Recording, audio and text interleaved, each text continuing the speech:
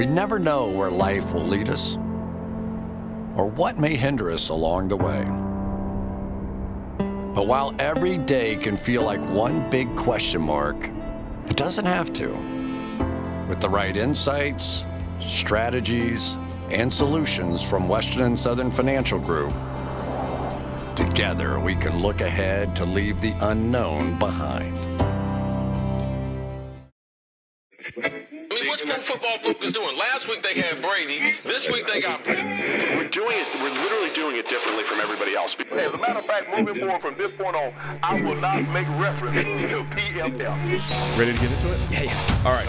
We're going team by team. I would be very careful about slinging stone. Am I going to get sued? We got legal on this? I like football season, and all the things that go with it.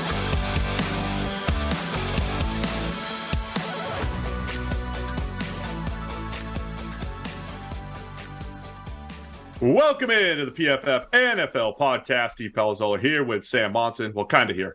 We're both on the show. And it's our midweek show. We're back on Wednesdays.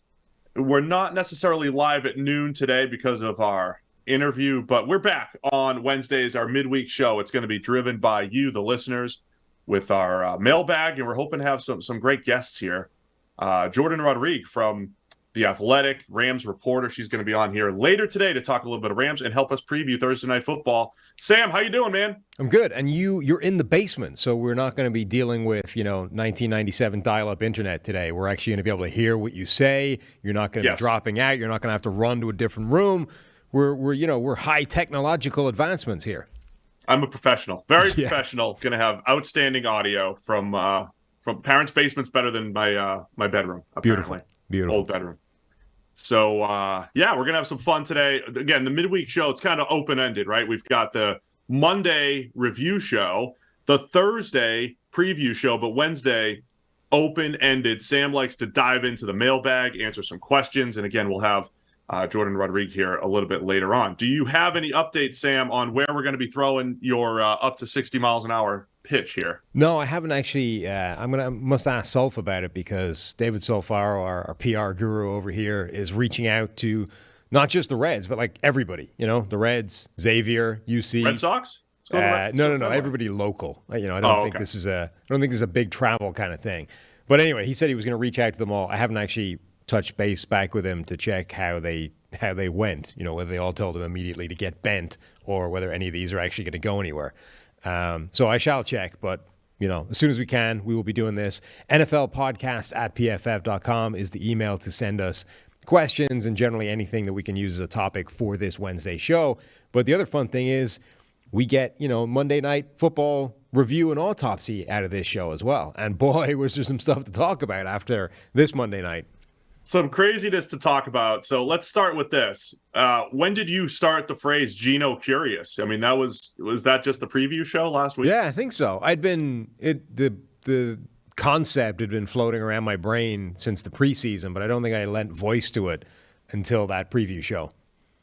So Geno Smith coming off, first off, Seahawks win 17-16 in the Russell Wilson return at Seattle. A ridiculous, I guess you call it drama at the end, but it was curious to say the least. But Geno Smith has a fantastic game. The Seahawks get up early. He goes 23 of 28 for 195 yards, 2 touchdowns, PFF passing grade of 78. Just a good, efficient Geno Smith game. You had Russell Wilson, a couple big plays in there, but he finishes 29 of 42.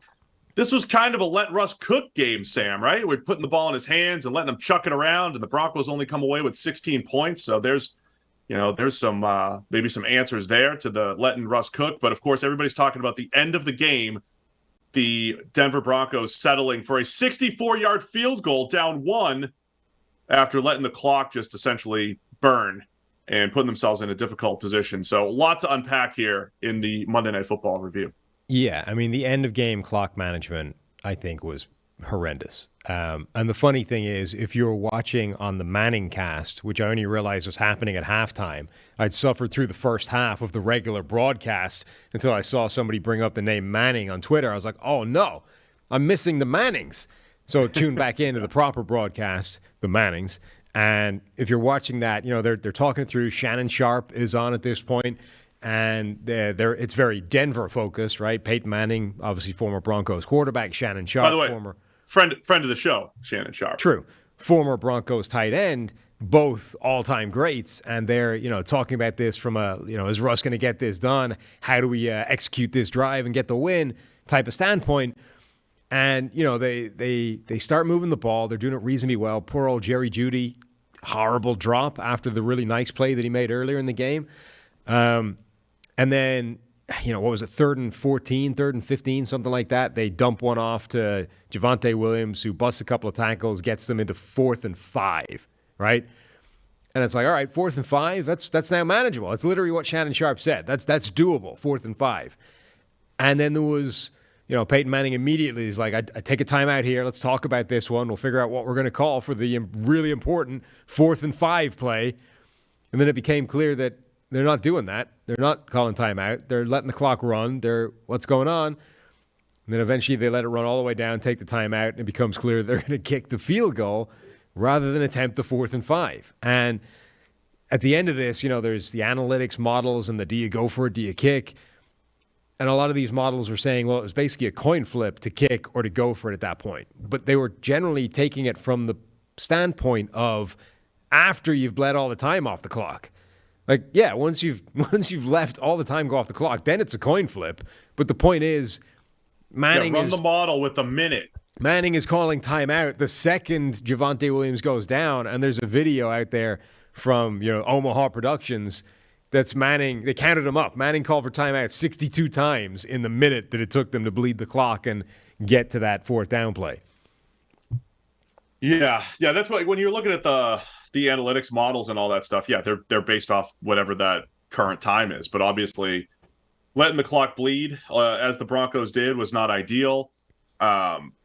Let's just talk Russell Wilson and the Broncos at this point. Then, what were your initial impressions of Russ? Because you have a 67-yard touchdown in there by your guy, Jerry Jeudy. Jeudy is essentially wide open. Russ actually underthrows it a little bit. I don't love the way Jeudy catches at the catch point all the time, but he did a nice job there, played tough through the catch point, and then just runs away from the defense, 67-yarder. So that was outstanding. You take out that play, not that you can statistically, but you take out that play, it was a lot of underneath stuff from Russell Wilson. It was a lot of the quick passing game. It was a lot of what people described when they said for years, say, hey, let Russ cook. Let's replace the running game with Russell Wilson just putting the ball in his hands and throwing the ball around. But this was not even close to the best Russell Wilson game we've seen. He was below average from a PFF grading standpoint. So what were your initial impressions of this offense? Because that was one of our biggest questions this season, coming into it. Yeah, I didn't think Russ looked good at all. And I think the offense looked the same as it does in Seattle when he's there, which is to say, you're going to have to work around how Russ plays the game. You're not going to be able to just plug him into whatever offense you want to run and say, this is what you need to do. He's going to play the game the way he plays the game, and you have to live with the good and the bad end of that. And in this game, it was predominantly the bad end. But we did see late in the game when he started executing that drive that there was a world in where Russ can just drop back and pick up those plays time and time again, albeit aided by a defense that's obviously playing to limit that. I do wonder how the narrative would have changed if they hadn't decided to bleed off the clock, if they'd let him go for the 4th down. I think he's like 50-50 on 4th and 5 or less in his NFL career, something like that. If he'd picked that up, if he'd gone down the field, if they'd ended up sneaking out a win, how would the narrative be at that point? Would we be saying, all right, it wasn't always pretty, but Russ comes into Seattle, gets a tough win on the road, and Denver's a much better team, and, clutch at the end, everything's good in Denver. But because it didn't happen, it's like, all right, this looked terrible. They got outplayed by Geno Smith. Nathaniel Hackett made a balls of his first significant, game management type of situation, like the sky is falling. I mean, the other part too, Russ's best throw of the game, his lone big time throw by our grading was in the 4th quarter, just falls incomplete in the end zone. Broncos were down 17-13 at the time, end up settling for a field goal to get to 17-16, which was the eventual final. So yeah, you're a fine line between maybe the narrative switching, but I still think high level, not the best Russ game. He didn't run the ball until the very end, right? The very last drive was the first time he actually ran. So he was, not that he wasn't scrambling around and doing some of his old school type of stuff, but was mostly chucking it around from the pocket, but just wasn't great overall. I don't think for the Broncos offense. Meanwhile, the Seahawks, playing inspired, playing great. Geno Smith not missing a whole lot of throws, and it was his first, avoiding a sack and getting the ball out for a big play. Geno Smith had one of the best games this week. Did you see the video of Nathaniel Hackett essentially coming clean and saying, "Yeah, look, in hindsight, we should have gone for it." And so he said that was obviously the headline. It's like, yeah, if obviously under the guise of because we missed it, right? That's where it went off the rails a little bit. Like his initial answer was, yeah, obviously we should have gone for it. If we don't, do it over again, you would. But his explanation was like, because we missed the field goal. It's like, all right, it doesn't feel like you've quite got the idea of why you should have gone for it. It's more complicated than that. I was curious about whether you think it's a good thing or a bad thing that he essentially came out with the mea culpa and was, hey, he came out and said, yeah, obviously we should have gone for it. It didn't go our way, and, if I had to do it over again, we would. Is that a good thing, or should he just sort of keep quiet about that and say, hey, we made the call, didn't go our way, we move on? I think it's a good thing. I think it is. Where it would be bad is, look, they just looked unprepared. I mean, it looked like Nathaniel Hackett, who has been an offensive play caller, he calls plays. That's what he does. In a lot of times when you take an offensive coordinator or whenever a guy's a first-time head coach, it's almost like, what is the new list of stuff that you need to practice, that you need to consider, that you need to be thinking about? And it felt like game management just they didn't get to it yet. At that, they just didn't get to late game situations. I know they practiced it. I know you always practice that stuff, but there is something about the heat of the moment. Like, you are on the sideline, you are there. The game is fast, right? It is easy to watch on TV. It is tough to be in the game, making quick decisions with clock management and all that stuff, unless you're completely prepared for it. And you do prepare for that during the week, both during practice, and I know a lot of coaches, they sit down with their game management people and they practice this stuff, just like you practice anything else. And it just felt like the Broncos weren't prepared for this. They just weren't prepared for when to use the timeouts. And then coming out of that, just the simple consideration of weighing a 4th and 5 versus a 64-yard field goal in Seattle, right? Not in a dome, not in altitude, a 64-yard field goal versus 4th and 5. It just felt like a lack of preparation. So I think it's bad that whether he admitted it or not, the bad preparation was there, right? Yeah. It was there. But the fact that he admitted it does make me think, he's acknowledging, hey, we weren't ready for that. We will be next time. So I think that is a good thing ultimately. I do think it's probably a good thing that he at least acknowledged, that he acknowledges it and that I'm okay with him articulating it publicly. I do wish that the articulation publicly hadn't included more thought process behind it that didn't sound great. The idea of, it's just because we missed the field goal. And also, he sort of seemed to suggest that when Javonte Williams got the big play or got sort of 10 yards type of thing, it almost surprised them and changed the thought process, which again doesn't seem great. But the other element, we create some of these game management tools for teams, for our team clients, where you go into the set of downs and you look at it and it says, when do you go for it? When do you kick it? When do you do all that stuff? And you look at it on 1st and 10. And you say, if we get to 4th and 5, here's our decision. 4th and 8, here's our decision. 4th and 11, here's our decision, right? Preparing for those moments. Announcers get it wrong, I hope, when they say, oh, the coach is just thinking about it or whatever, right? Most of the time, they know. They know on 1st and 10, whether it's 4th and 1, 2, 3, 4, they know what they're doing. Not necessarily the play call, but they know if we're going for it or not. And again, it just felt like the Broncos, they line up to go for it. They call the timeout. They reconsider. It just felt like a lack of preparation there. Yeah, and the other thing is, Russell Wilson was just traded for a pretty significant haul. You just gave him a ton of money. Denver committed to Russell Wilson in a way that Seattle has been criticized for not in recent years. And when it came down to it, your choice was 64-yard field goal or the dude we just paid all the money for and the giant trade who has, a group of wide receivers that can, the guy we want to let cook. You didn't let him cook. You did exactly the same thing as the Seahawks would have done, which is not put the ball in Russ's hands until it's absolutely necessary. It's just that doesn't speak well to the whole situation.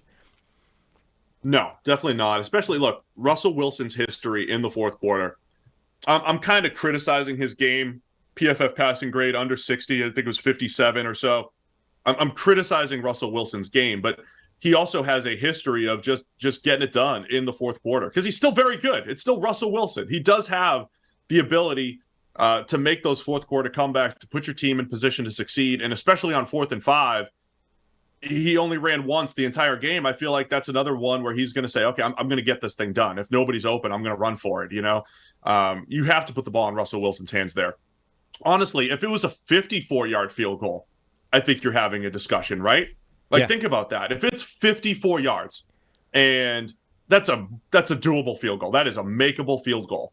There is a legitimate discussion between, do we go for it on 4th and 5 or try to kick the 54-yard or put it all on our kicker? There's a legit discussion there, and 64 is just crazy. I don't care how big, McManus's leg is. That's just a whole different world, and absolutely they should have gone for it, put the ball in Russ's hands.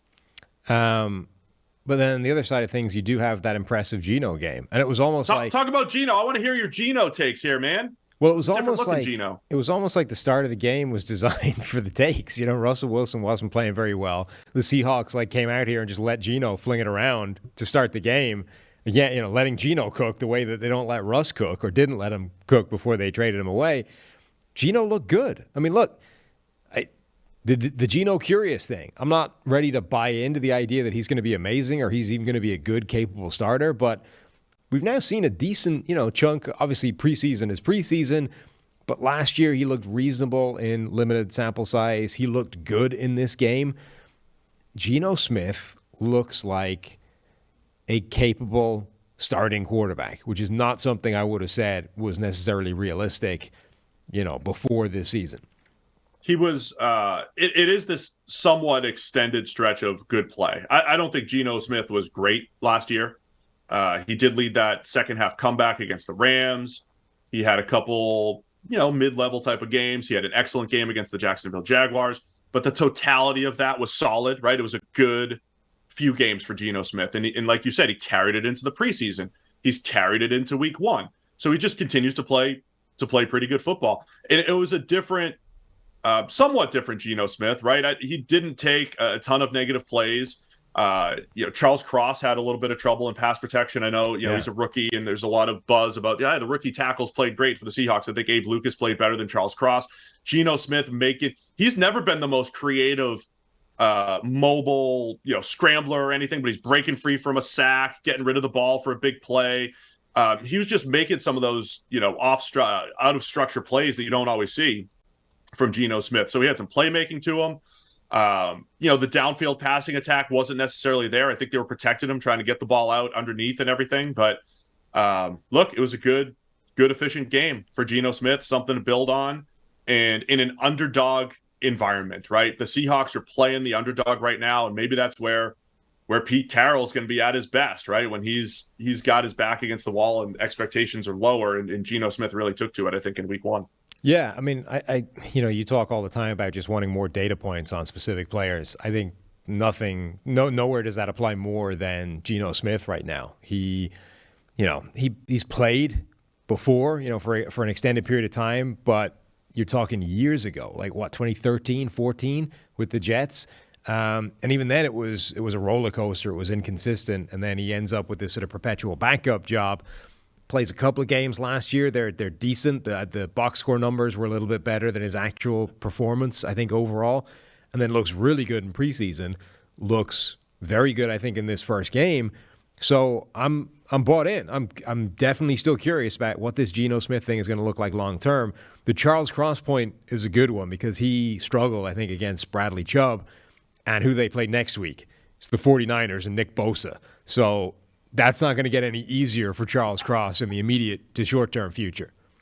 Yeah, I don't want to get into like line technique and everything. He just looked rushed in his sets a whole lot, and that's like the opposite of how Charles Cross usually plays. He's usually super patient, and we know he's athletic and a smooth mover, so definitely has some adjusting to do there heading from week 1 into week 2. But look, got to give the Seahawks credit. They win the home game in week 1, much like the Bears, and I would say much like the Giants. Just a couple teams where expectations, at least from me, expectations are low. Roster expectations don't look great on paper, but anything can happen, right? In the NFL, any given week. And, the Broncos, I'm curious about how they bounce back here, too, because I don't think the defense was a disaster, but Geno was picking them apart early on. Mm-hmm. And the defense, look, it's 17-16 game. It's not like the defense was terrible in Denver, but we mentioned the Vic Fangio factor in losing a pretty key piece there, even though because you had to lose him because he was the head coach. He wasn't a great head coach, but he's a great defensive player. Want to see how this Denver defense bounces back, especially on the back end after giving up 82% completions to Geno Smith and the Seahawks. Yeah. I also want to see the PFF app, Sam, much like everyone else here should. Mm-hmm. Industry-leading fantasy football advice, PFF's exclusive betting dashboards, the latest premium football analysis, all in the palm of your hand. It is the PFF app. Be sure to sign up. Give us a 5-star review. You can still time. Give us your Super Bowl prediction for 2022 and the final score. We'll share some of the best ones on the show here in the coming weeks. Go check out the PFF app in the App Store. Nice. Somebody emailed in, a guy called Derek Lush, we asked for suggestions for guests we could get on in the Wednesday show. In general, people that have a focus on the teams that are going to be playing on Thursday night, so we can try and kind of preview those games or at least get a pick in, something like that. And Derek says, guys, have you considered popular Sunday Night Football commentator Chris Collinsworth as a guest for your podcast? Maybe probably a Bengals expert. I would expect him to be, right? So maybe we could get that guy. What's he doing these days? I don't know. Collinsworth. Though it does sound like whatever he's doing, it's a lot of talking, judging by his voice in the last game. Yeah. I don't know if we want to add more to that slate. Apparently, he's not good. Sometimes it's about, Andrew Whitworth talked about recovery. Yeah. I think maybe Chris needs to find the recovery room after, he announces Thursday night football. He's got to bounce back. Well, you heard. We call it 2 days. He was on 2 days rest, Sam. It's tough to bounce back on 2 days of rest. For Sunday night football, 3 days of rest. I mean, right? 2 days. No, 2 days. You gotta get to the recovery room. Chris. You heard Whitworth though. The Bengals don't have one. He didn't know what a recovery room was until he got to L.A. Yeah. So Chris does his 2 shows, and then he's like, "What's a recovery? There's no recovery room in Cincinnati. The office. Well, we got to get one at the offices. PFF offices need a recovery room for Chris and his voice. All right, we got a couple emails here before Jordan joins the show here, and we talk a little bit of Rams. Yeah, let's hit this. Let's hit the second one first, if that makes any sense. Somebody, who's this guy? Austin. A guy called Austin emailed in. He said, "Hi, Sam and Steve. I wanted to know why, when we look at players, we assume they cannot change their physical ability. There's a few things that clearly you can't change: height, arm length, etc. However, many other aspects such as speed, strength, weight, and others can change in players. It seems like this is always ignored when evaluating players, or am I wrong about this? I understand that a player who runs a 4.8 40 isn't going to run a 4.3 anytime soon. However, I read a book called Peak by Anders Ericsson. And what Anders basically says is that any person can gain any skill with what he calls deliberate practice. Examples include, Tiger Woods, Michael Jordan, Bryson DeChambeau, all putting on like significant strength and bulk during their careers. I guess the question then is, why not get an accurate quarterback and add strength to his arm? Get the brains and the quick decision-making and then put the cannon on them later. There was a quote about how much Joe Burrow gained after he got hurt and came back. Josh Allen didn't wake up one day throwing 70 yards. He trained for it. I understand we can't predict which players will work hard to get those gains, but in some circumstances, doesn't it make sense to get the talent and the football knowledge and then develop them later? Thanks. Love the show. Austin. Okay, so there's some good questions here, man. I think it's 2 different things, though. You're talking skills, but when you're talking the deliberate practice thing, the Tiger Woods and Michael Jordans of the world and Tom Brady in that world, right? Those guys are wired different mentally. They are wired to a point where they want to be the best. And I want to say this too. Just because they've done it, just because Tiger Jordan, and Tom Brady have become the best, doesn't mean that everybody that has that mentality will become the best either, right? It's also just not an easy thing to do. We've heard stories all the time, like Davis Webb a couple of years ago. I mean, people were describing Davis Webb like he was Tom Brady. Like, the dude never wants to leave the film room and he wants to be the best ever. And you hear that a lot about quarterbacks, that Dak wants to be the best he could ever be. Russ said he wants to be the best quarterback of all time. A lot of people say it, and maybe they even act it out a little bit, but executing it is still difficult. But I think the guys that have done it, that is the mental ability, the drive. I think the idea of, do you get a guy that's accurate first and build arm strength? I think there's elements to that. You can throw harder. I'll tell you my baseball story in a second, but what are your thoughts on this email here, Sam? My initial thought is I think it's underselling the baseline that NFL players are already at. You know, it's one thing to sort of say, you know, you look at me or you in our current state of lethargy and inaction and the sedentary lifestyle and say, all right, I can get this guy and spend 3 months getting him into shape, working on a specific element, and we can change that from night and day. I mean, your baseball pitch is a perfect example, right? You throw 75 right now, and we know for a fact that at your peak, you were 95?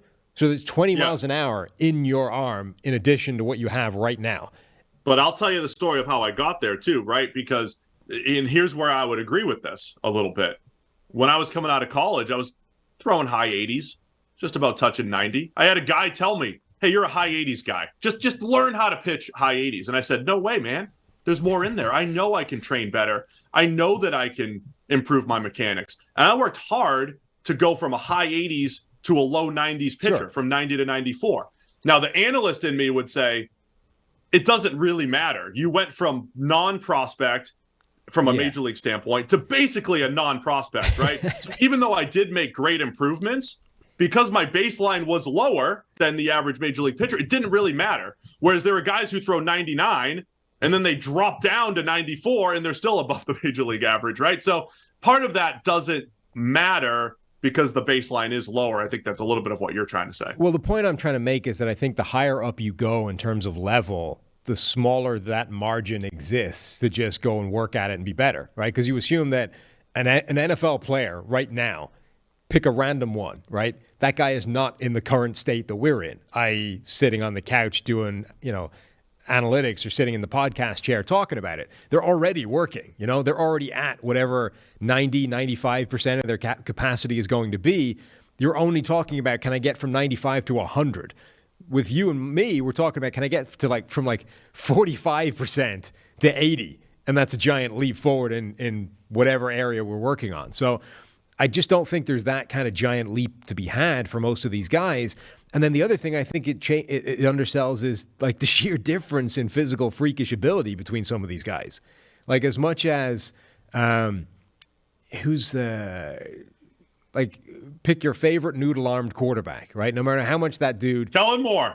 There you go. No matter how much Kellen Moore goes in there and works on various shoulder muscles and, biomechanics and strength training, he's never going to be Josh Allen. It's never going to happen. He could spend the next 6 years of his life doing nothing but working on arm strength. He's not going to have Josh Allen's ability. He just doesn't, because he doesn't have the capacity. So I think there's a huge element of that, some of these guys are simply not in the same physical world as some of these other players. And, as much as you kind of look at some of these guys and say, yeah, can you improve arm strength? Absolutely. Can you get it from where it is to something insane? Probably not. And then the third element is, I do think teams look at this stuff. Teams are not looking at prospects and saying that is who he is from now and forever. They're talking about frame. Can he add muscle? Can he add size? Can he add strength or speed?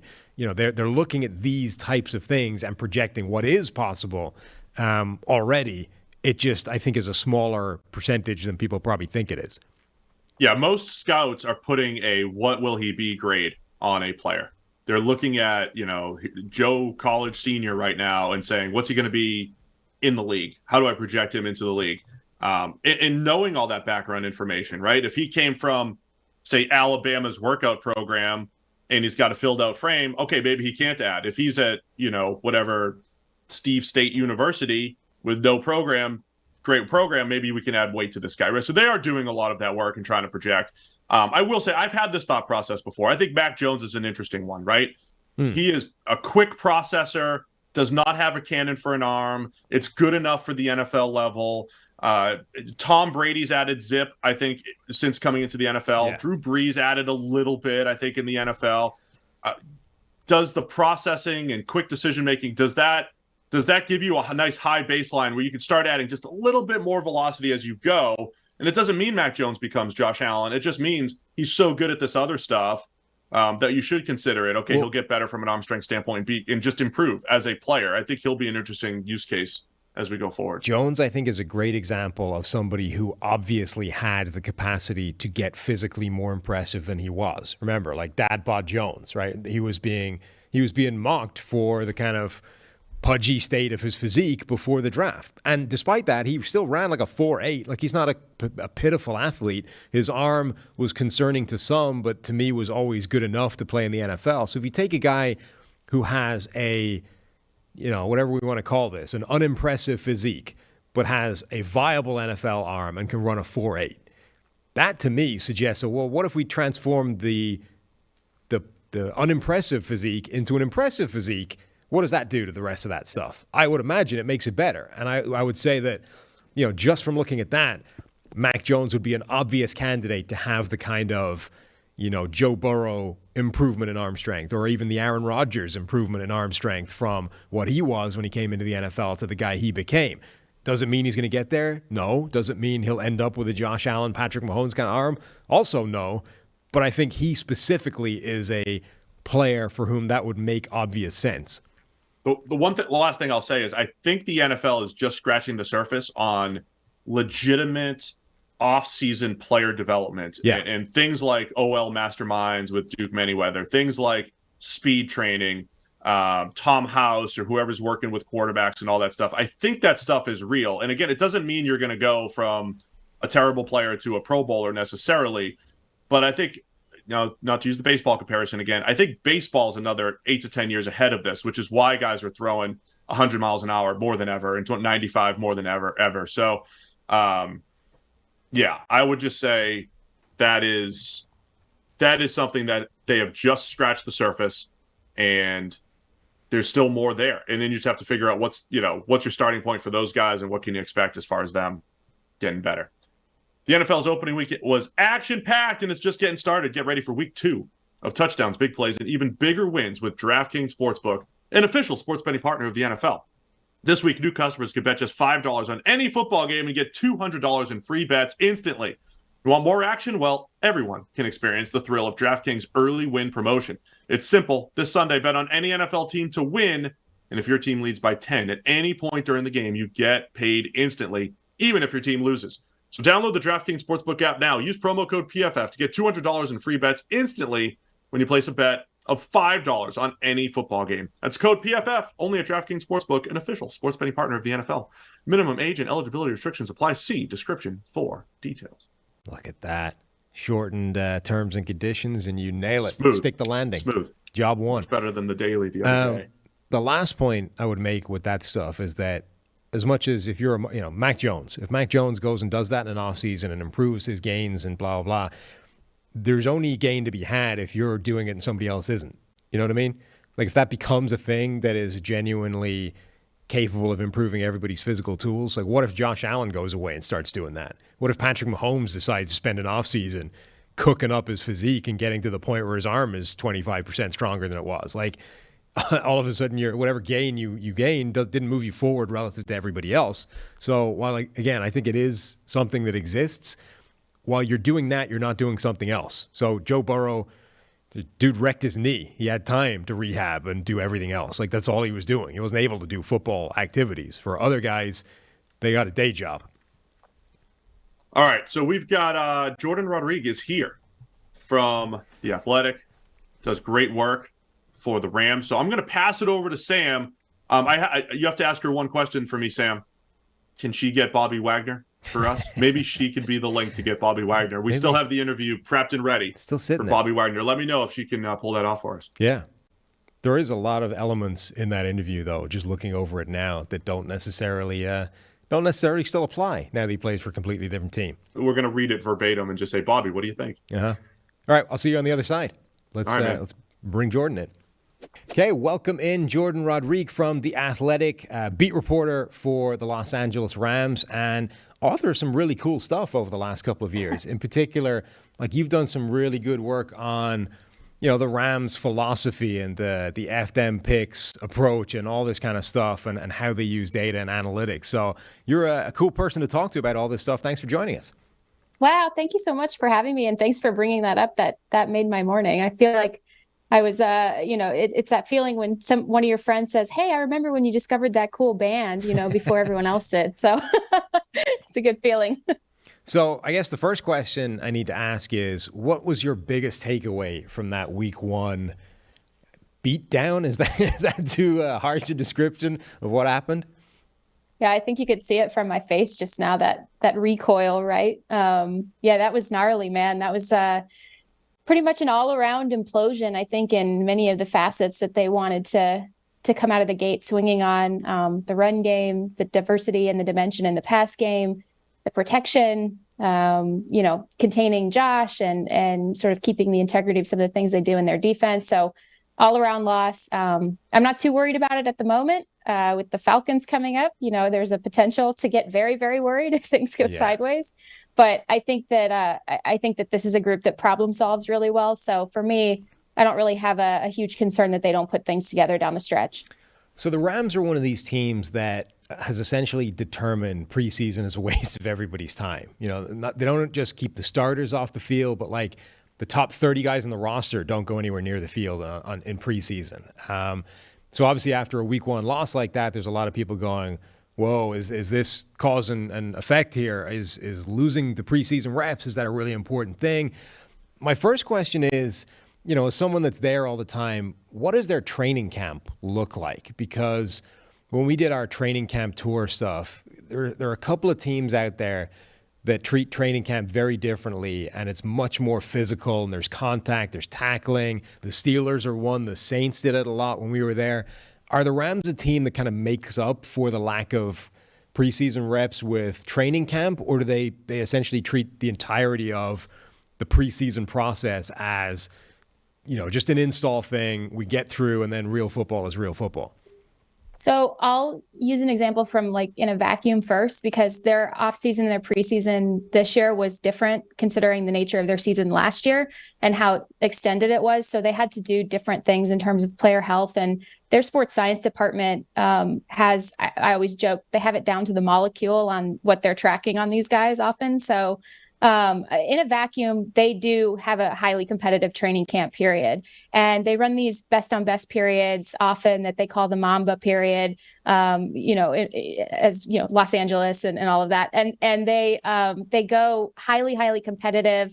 And at times it's scripted, and at times it's purely go call a live game, play football. And especially when they were installing their new defense with Brandon Staley in 2020, they started implementing those things. And then also a live scout team, which is a little bit different, I think, than the traditional sort of scout that would be run normally. So that continues all throughout the year.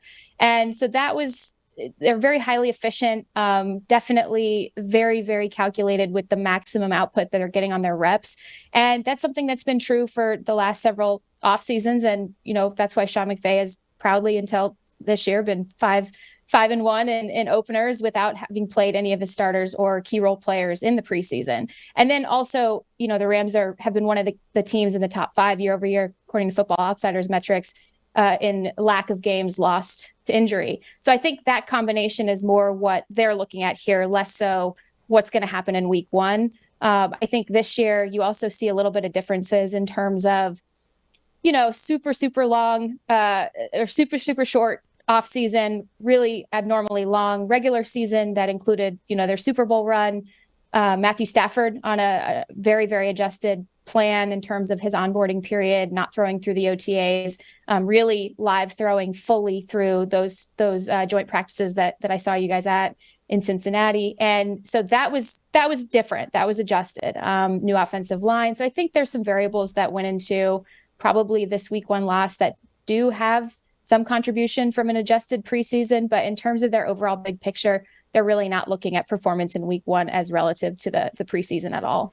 Yeah, and I know you made that point on Twitter as well, that, we should be looking at the long game here as well. And I mean, even if it was cause and effect, even if they were essentially losing a game, week 1, even if they were increasing the chances that they would lose a week 1 game by the way they treat preseason, you could definitely argue that it's worth it, right? If it's actually producing what you're talking about in terms of a cleaner injury slate than everybody else, if it's giving them more health and durability from more of their players late in the season, it's contributing to more wins over a 17-game schedule, which is the more important thing. I mean, week 1 is every game is important, but if you lose 1 to gain 2 more, it's a win.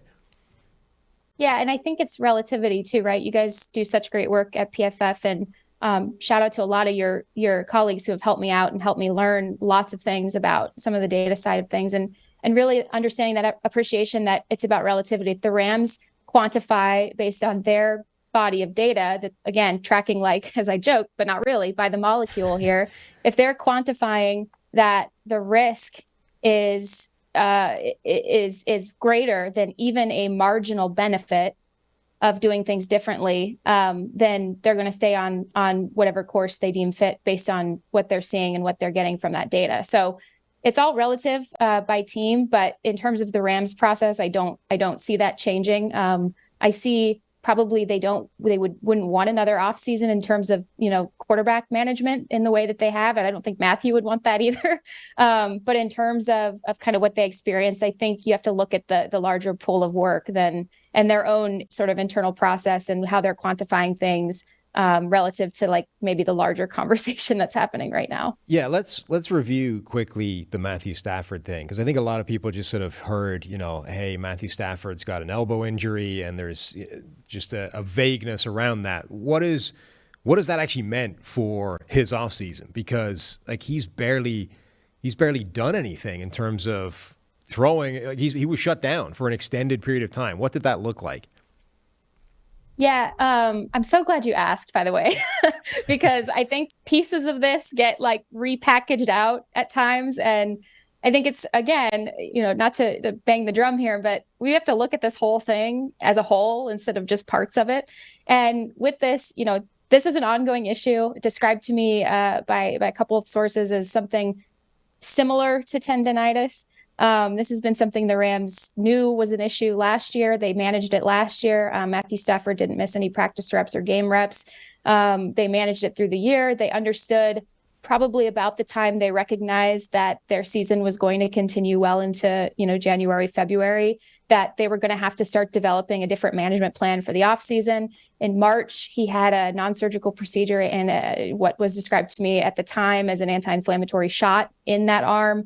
And then from then on, it was all about sticking to the plan. So no throwing in OTAs, onload, deload periods, which look like in training camp, which look like some days he's throwing individuals, some days he's totally shut down, some days he's throwing individuals and part of team period, 7-on-7. Some days, again, then you're back to a deload. Then you're starting to ramp up through the way that you design the practice. And again, so what we were talking about before, it does have an effect, I think. And then so you're starting to design the different ways that you're onboarding him back up into full team periods, full 11-on-11s. And then really his quote unquote preseason, his most live active work came in those joint practices versus Cincinnati, which it was designed that way when Sean McVay reached out to Zach Taylor in late February, because they knew that they were going to have to get him some good work against a good defense at that time. And so everyone, I've not heard a ton of concern internally about this. At the same time, you weigh that and you measure that with any time the quarterback's arm is not fully right, you're definitely going to be worried at some point. And I think part of this, to me, my sense on this since, March, is that they had to control and they wanted to control every single variable they possibly could while they could, because I really do think that this thing is an unknown heading into the bulk of the season. They can't know how it'll feel, after a week 8 game if he has to throw, 45 times. They can't know that. They can't possibly predict that. And this is something that is ongoing. So at that point, you have to try to control the plan leading up to that period, so that when you can't control the variables anymore, you at least have done what you could. And like I said, built that foundation of knowledge. And to me, it's always a risk with an injury like this. It's less like, are you concerned he's going to miss time? Probably not. My concern is more when you've got anything physical that's a nagging injury, I think it alters decision-making process. Not necessarily like conscious thought of, I've got an injury here, I got to get rid of the ball, but just it's there. It's something that your brain is processing while you're supposed to be doing something else. And Stafford is a quarterback that's always had, the tendency to kind of have more bad decisions, more bad turnover-worthy type plays. This feels like it can only increase that tendency. So with that in mind, what is your bigger concern for the Rams this season? Stafford's elbow, Allen Robinson going completely AWOL in the first game we saw from him, or the offensive line getting its ass absolutely handed to it by the Buffalo Bills defensive line? Oh man, it's like Sophie's Choice over here, dude. Like, no, I mean, I think, well, first of all, I will say, Matthew Stafford, I did this big study on him entering the Rams, and actually one of your interns, Tage Seth, helped me with some of the data for it, or previous interns. And we found like some really remarkable performance after critical error stats. And so that's just Matthew Stafford, right? Yeah. He's just going to be that guy, trick shots only, as my colleague Nate Tice likes to say. And then, makes up for it in other ways and kind of shows up when he needs to, regardless of whether his arm is literally detaching with the football as he throws it downfield to probably Cooper Kupp, if week 1 could tell us anything, right? But yeah. I think I worry less about the Allen Robinson stuff. I think that scenario was largely dictated by some of his alignment, some of the ways that he was, built into Matthew's progressions. Some of the backside stuff that they always like to get to, they couldn't really get to because of the line. And I promise I'm getting to my point with this. And a lot of the zone beating stuff that Cooper Kupp is one of the best receivers in the league at. The Bills stayed in that zone. They capped it with a hard cap the entire time, and then they sort of were able to cloud what Allen was doing a little bit. And they could only rush 4. So again, I don't believe that will be the issue every game. I fully expect, from what I saw in camp, this is not the story of Allen Robinson's season after week 1. But to my point, and to your point, this offensive line, that was not good. That was a disaster. That was an implosion like I didn't expect. And it was historic in the Sean McVay era in terms of pressure rate and sacks. And I think that that's the bigger concern, because if this offense, so much of it's about timing and concept development and layers and rhythm and movement and what Matthew Stafford can manipulate within that structure. And I think that when you can't do any of that, when all of those tools are taken away and you go over the course of like, what was it? 2.8 seconds per rush. You go from snap to panic. That's not a good recipe, even for a quarterback who is known to be sort of a good post-snap processor, as Matthew Stafford is. And so I think that creates such a ripple effect of disaster through every single layer. And that's something that they absolutely need to have fixed. Usually Sean McVay offenses scheme pretty well around any type of offensive line issues, but you also then need your running backs to step up in that regard. You need your tight ends to step up in that regard without sacrificing pass catching ability. So that's the number one thing that I'm watching over the next couple of weeks, is how they solve that and what kind of personnel maybe they move around. Got some injuries up there now. So that's going to be the story of their season, in my opinion. I did see that you tweeted they'd signed Ode Abushi to the practice squad. That's a smart contingency play, because, I mean, that is a capable starting guard. And if you have a problem with your current starting guards, that's not a bad guy to be able to turn to on the practice squad and potentially, throw in there if you get another game like they had in week 1, where those guys are just getting absolutely destroyed. Yeah, and they're moving Coleman Shelton to center. He was their backup center last year, but can do the job as a starter. And he sort of wrestled away the starting right guard spot. I actually thought of the disaster that was their offensive line, I thought Coleman Shelton was one of the better players on Thursday night, especially kind of being thrown into that starting position, and very tenaciously grabbed a hold of that during camp, despite some competition there. So moving him to center, I think he's a good player to have on the interior, regardless of where he's at. Interesting. I'm still working to find this answer. You guys probably have a study on this, but he's a lefty snapper. So I'm kind of curious, because Matthew likes to be in the gun so much. I'm kind of curious, like, does your head tilt a little bit when you're getting the snap, when you're in gun and you're going with the lefty instead of, I don't know. I'm sure there's something there, something very, very like minute that's there, some detail. But I do think Coleman's a good, if you're going to be missing your starting center and Brian Allen, Coleman Shelton, I do think is a good person to have in that spot. And, O'Day, despite coming back from that ACL, if he's healthy, I think he's somebody who you can expect to really compete for a position, especially with other guys sort of recovering from various bumps and bruises. So one of the things we want to do when we're talking to people on our Wednesday show is get a little bit of a look ahead at the Thursday game, which we kind of miss out in our preview type process on our Thursday show. So this week, Thursday Night Football is the Chargers at the Chiefs. Herbert, Mahomes. What is your just high-level take? How do you think that game's going to go? Who do you like in the game? I think right now it's the Chiefs are 4-point favorites, if I remember that line correctly. Yeah. Well, you wanted a high-level take, so my opinion is that it's like going to be, if you have ever considered what it would be like if you went down a roller coaster, but you didn't put the crossbar down in front of you before you started going down the slope. That's what I feel like watching this game will feel like, just to the casual sports observer. These are two really special teams, really special quarterbacks. Brandon Staley's defense, I think they were trying some things against the Chiefs last year that were effective, that now then other teams with that, some of that too high, some of that stuff, other teams started trying to play Pat Mahomes in that way. And I think that's going to be interesting because that Andy Reid and Patrick Mahomes have sort of troubleshot that as much as they could this offseason. Probably will unroll some different things. And then on the other side, I mean, it is so much fun watching Justin Herbert play. This is a shout out to Seth Galina. I think that Justin is going to be, between these two quarterbacks, the future is so bright in the NFL at the position. And I think just unfolding Justin a little bit more, I think is capable of being that high octane passer. And you see flashes of it. You see 5 shots he takes per game that you don't understand how space and time unfold in that way. And so I think that if you can sort of bottle that and efficiently use that to push the ball down the field, maybe on those early downs a little bit more, I think that's going to be really special to watch. So we need a pick from you because we're going to keep track of all these and see if we are dumber or smarter than the guests we get on the show. So you're the first one up.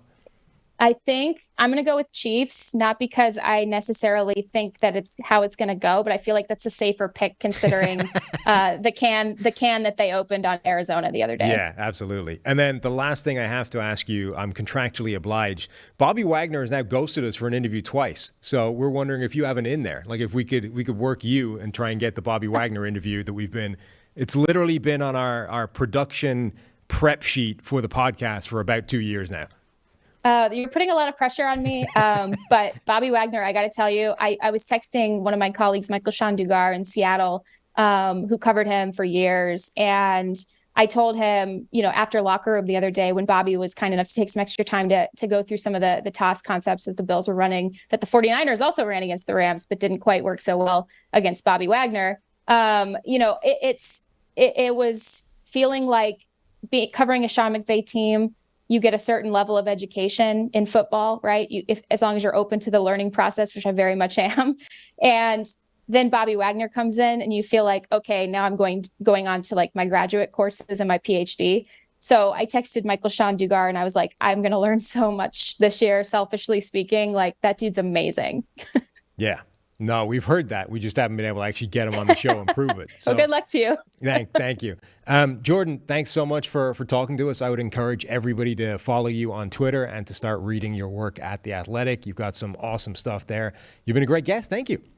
Thank you so much for having me. Appreciate you guys' work and all the help that you guys do, and especially that publicly available data that you guys always are so helpful with. I learn a lot from you guys, earnestly, seriously. So thanks for what you do as well. Thank you.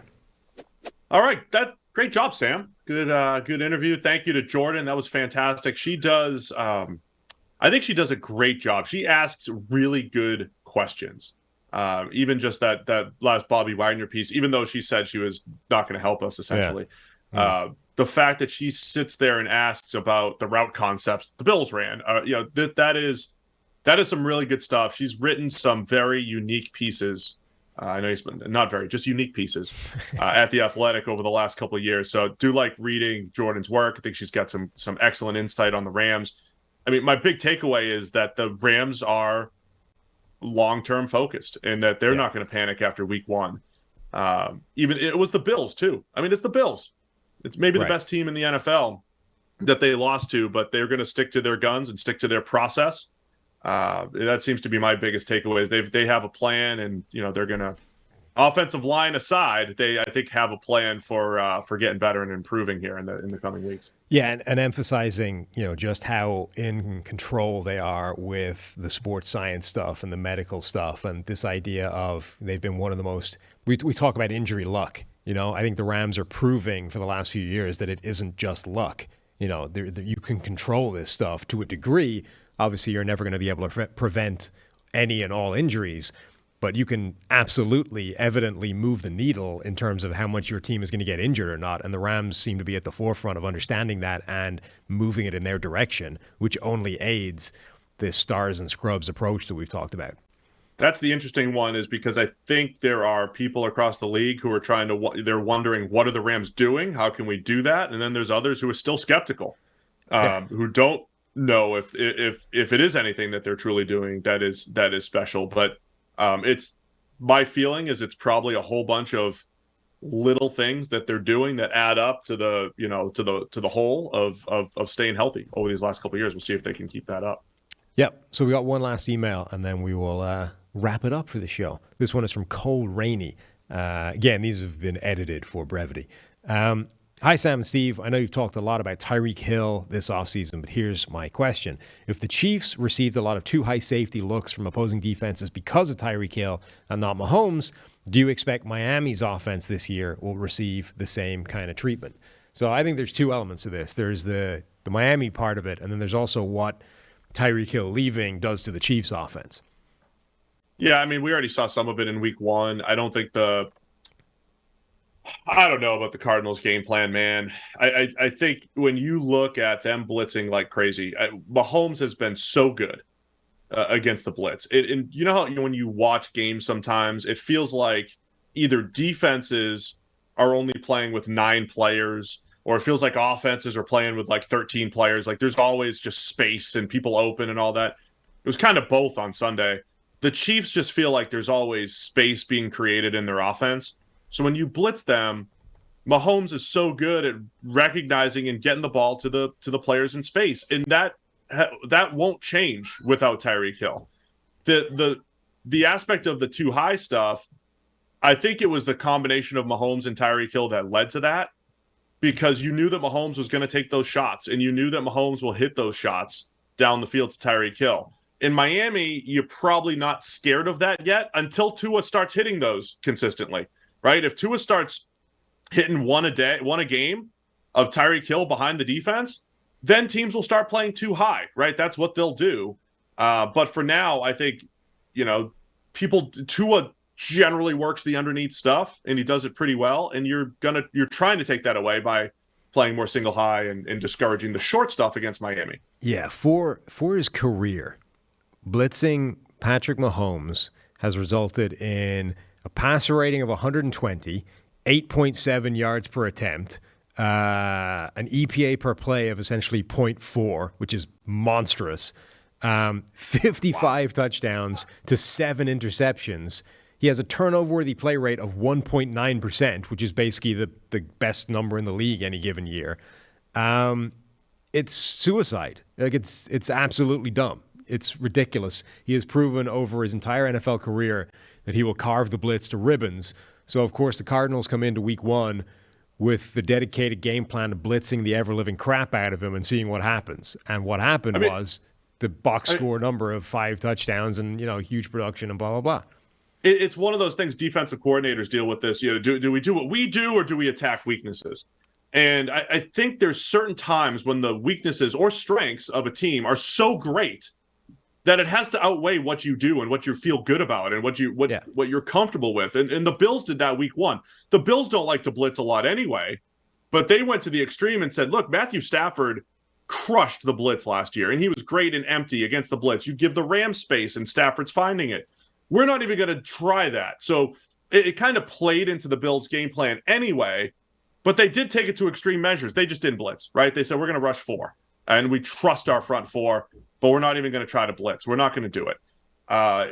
The Cardinals don't have the front 4, so I get it. J.J. Watt's hurt, and they don't have anybody that you can trust. At the same time, there's probably this element to just let Mahomes hold the ball in the pocket and let him take the underneath stuff over and over and over again. You don't have to blitz just because you don't have rushers.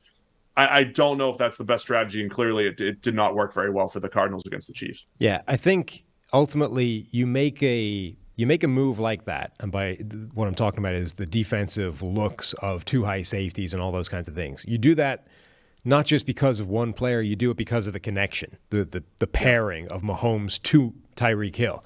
I don't know that Tyreek Hill on his own would cause you to go to all those types of defenses unless he had a quarterback capable of taking advantage of it. Clearly, that was the case for Kansas City. The Mahomes to Tyreek Hill connection was incredible.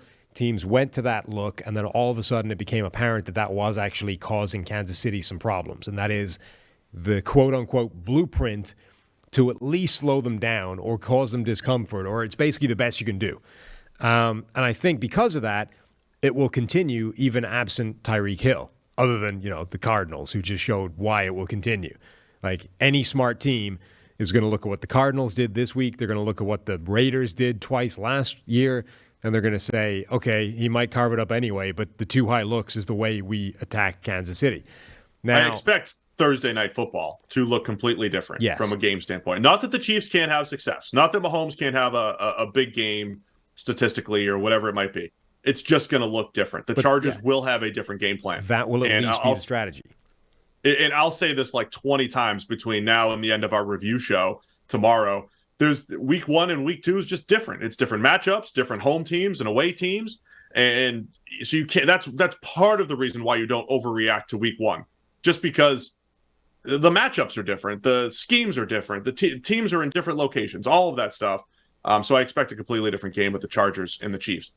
But I think Miami has to earn it, right? I mean, they have to earn the 2 high looks. The other difference there is Miami has a different system. They want to run to set up the pass, right? The Chiefs want to pass to set up the run, and they're so dangerous passing the ball at all levels. Teams want to just flood cover. They want to flood coverage first, whereas Mike McDaniel and everybody on the Shanahan tree wants to run the ball, and so you're almost obligated to play more single high because you have to respect the run, not because they're better, but because they're going to do it more often, say in Miami, than they will in Kansas City. That, I think, is a huge point, is that, okay, yes, you've got Tyreek Hill, but teams aren't going to start doing it unless Tua shows that he can connect with Tyreek Hill in those deep passes. But where Miami has a real extra thing in their favor that the Chiefs didn't necessarily have is that offense, because it's not just the trade-off of playing 2 high safeties is you take a guy out of the box and you're lighter against the run and you are more vulnerable to those underneath things. So Miami is essentially running the Shanahan system, which is already stressing teams from a defending the run standpoint and from all the things they do in that regard. They attack that stuff a lot more than the Chiefs do. So immediately your default position is going to be wanting that extra guy in the box and having a single high safety, not 2. So I think teams are already going to be erring on the side of, look, we'll put 2 high safeties back when we have to, but right now the biggest problem is stopping all the underneath stuff, defending the run, being gap sound on those plays. And then, okay, if we get forced out of that by Tua hitting Tyreek deep all the time, that's when we'll make the adjustment. So I don't think Tyreek Hill just on his own being added to this offense is going to cause teams defending the Dolphins the way they defended the Chiefs last year. All right, good answer, Sam. That's what it was a good question too. I love the questions. Remember, we'll try to answer those questions. They're going to be the foundation for our Wednesday show. So keep those coming. NFL Podcast at PFF.com. And yes, again, appreciate Jordan for coming by and discussing the Rams and giving her pick. Was she picking against the spread there, Sam? I gave We her have the to say that line. she was, I think we should just hold her to something and see what happens from it. So Yeah. she went Kansas City. Yeah. We'll say that's against the spread. We'll give her the Chiefs -4. What are you picking? Oh, we got to do the picks right now, right? Yeah. I'll take the Chargers. I'll take the Chargers to bounce back. Okay. As home underdogs here, and I think it'll be another good close game. Remember, they played some tight ones last season. They did. They did play some tight ones. I am going to go with the Chiefs, even on the road. No, wait, it's at home, right? It's Arrowhead. Oh, is it in Kansas City? Yeah, it is. My fault. Arrowhead. So home, yeah, Chiefs. Chiefs cover. They cover 4. They take that back. Chargers, road dogs. I'll take the Chargers. But yeah, that's why it's 4. Yeah, I'll stick with that. Chargers keeping it close there. All right. Sound good? There, picks are in. All right. Well, that's a wrap for the Wednesday show. We'll be back again tomorrow, the Thursday preview show, previewing all of the Week 2 NFL action. Thanks to everybody for tuning in. We'll see you tomorrow.